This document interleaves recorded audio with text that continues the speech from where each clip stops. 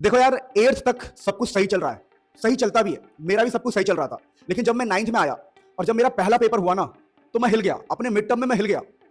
मेरे को लगा ये क्या चीज है 9th। साइंस के क्वेश्चन बन नहीं रहे, मैथ्स के क्वेश्चन बनते नहीं थे, तो मैं बहुत एवरेज सा हो गया था 9th क्लास में और परेशान था कि क्या मैं 9th को पास कर पाऊंगा।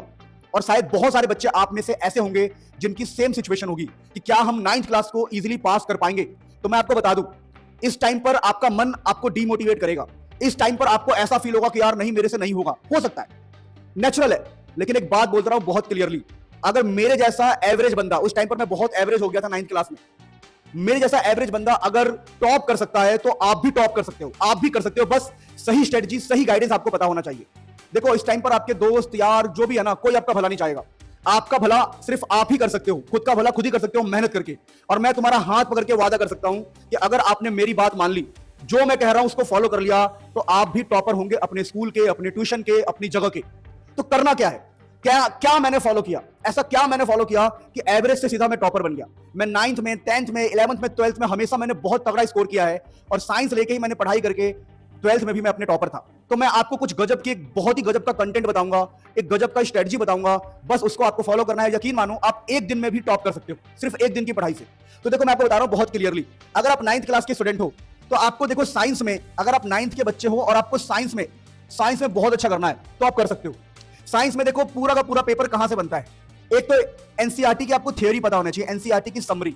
मैं ये नहीं कहता कि भैया आपको बहुत तगड़ा पता होना चाहिए, आपको जेई लेवल का पता होना चाहिए, नीट लेवल का पता होना चाहिए, नहीं। आपको एनसीईआरटी का समरी पता होना चाहिए, चैप्टर का बेसिक आइडिया पता होना चाहिए, जो कि आप वन शॉट देख के या इधर उधर से पता लगा ही लेते हो। या फिर आप एनसीईआरटी की समरी को रीड भी कर सकते हो। एनसीईआरटी के लास्ट में समरी दिया होता है, उस समरी को आप रीड करोगे ना, तो आपको चैप्टर में क्या क्या चल रहा है आपको आइडिया लग जाएगा। तो ये काम तो आप कर लोगे, जो कि मुश्किल से अगर एक चैप्टर में 15 मिनट भी लग रहा है तो कितने ही चैप्टर है, आपको मुश्किल से यहां पर 3-4 घंटा लगेगा पूरी एनसीईआरटी के समरी को पढ़ने में।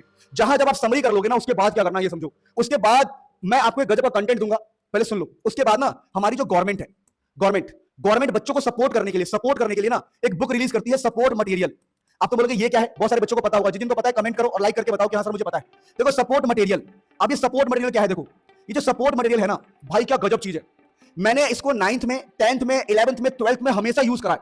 इसके अंदर एनसीईआरटी के लाइन से इतने अच्छे अच्छे क्वेश्चंस बनाए हुए हैं ना, और बहुत ज्यादा क्वेश्चन नहीं, मोस्ट एक्सपेक्टेड क्वेश्चन मैं आपको अभी दिखाऊंगा, बस वेट करो। तो गवर्नमेंट बच्चों को सपोर्ट करने के लिए सपोर्ट मटेरियल बनाती है। अभी जो सपोर्ट मटेरियल है, यहीं से पेपर बनता है, चाहे गवर्नमेंट स्कूल का हो चाहे प्राइवेट स्कूल का हो, अधिकतर पेपर आपका यहीं से बनता है। यहीं से सिमिलर क्वेश्चन, कई बार same to same question, each and everything, एक एक क्वेश्चन सिमिलर मिल जाते हैं यहां से।